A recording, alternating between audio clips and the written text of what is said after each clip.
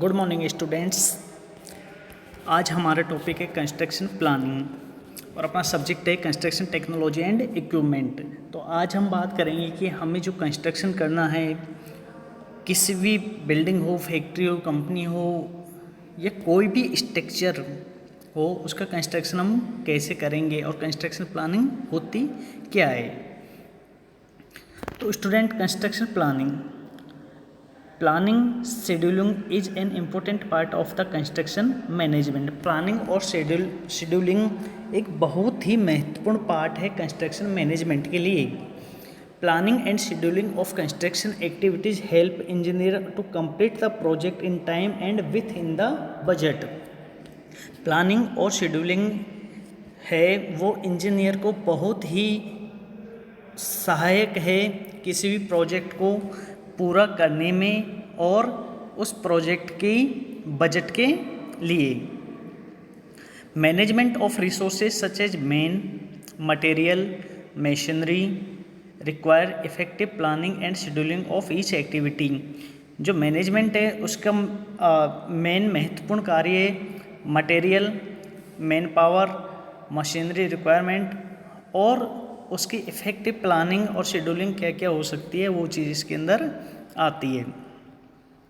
अब हम बात करते हैं ऑब्जेक्टिव ऑफ प्रोजेक्ट प्लानिंग। जो प्रोजेक्ट प्लानिंग है उसके ऑब्जेक्ट क्या क्या होने चाहिए। प्लानिंग ऑफ ईच एक्टिविटी, जब हम प्लानिंग करेंगे तो उसके अंदर सारी एक्टिविटी देखेंगे। कंस्ट्रक्शन मेथड, कंस्ट्रक्शन के कौन कौन से मेथड हो सकते हैं।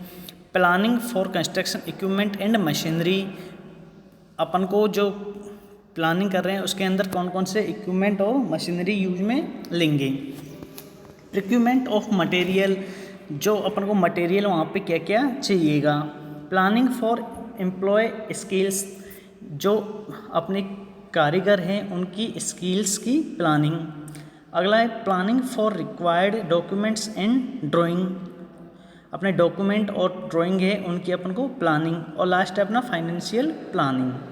तो इसके अंदर अपन देखते हैं स्टूडेंट्स, एक एक को देखेंगे इसमें। फर्स्ट है planning of each activity.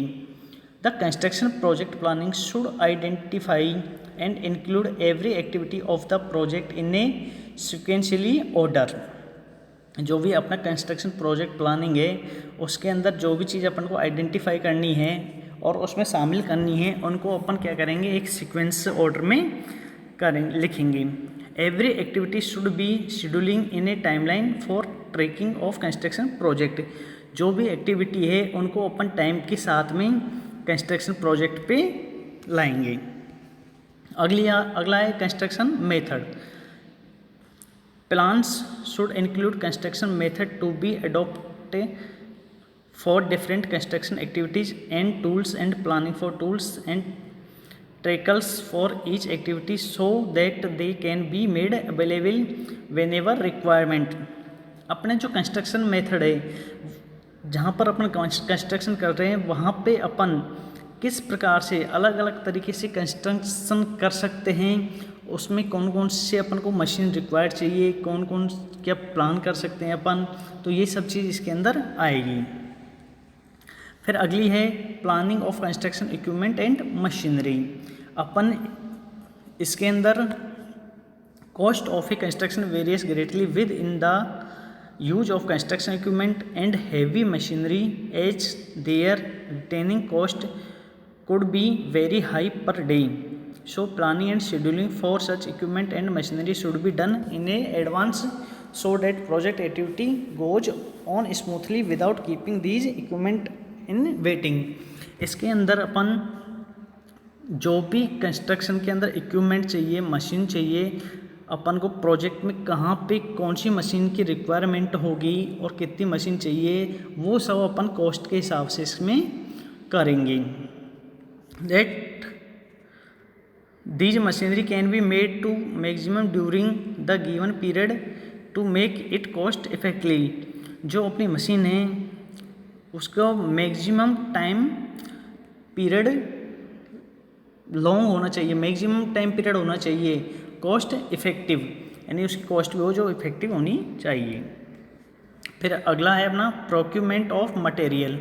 Planning should also include procurement planning for material, यानी अपने पास जो मटेरियल की आवश्यकता है वही मटेरियल अपन वहाँ पे मंगवाएं। It is not advisably to keep the material unused for site for long time, यानी अपना जो भी मटेरियल है वो साइट पे वेस्ट नहीं हो, कोई लंबे समय तक साइट चल रही है और वो मटेरियल वहाँ पे काम में नहीं आ रहा हो, तो ऐसा अपन प्रोक्यूरमेंट ऑफ मटेरियल के अंदर करेंगे। अगला देखते हैं planning for employing skill.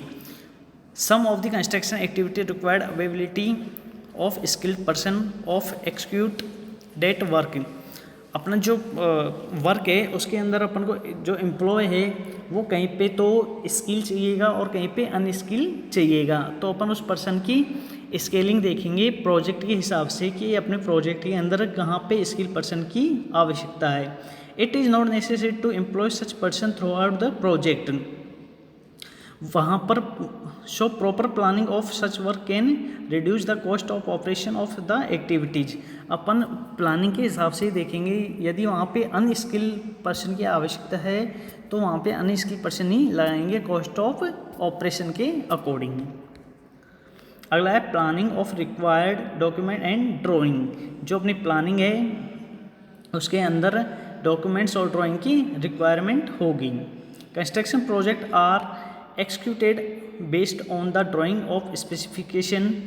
It is necessary to track and make available these drawing at site on the times so that the construction activities are not stopped. यानी अपने पास जो भी वहाँ पर साइट पे ड्राइंग है, डॉक्यूमेंट्स है, वो होने चाहिए उसको पूरा करने के लिए। यदि वो नहीं होंगे तो अपना जो कंस्ट्रक्शन है वो रुक जाएगा।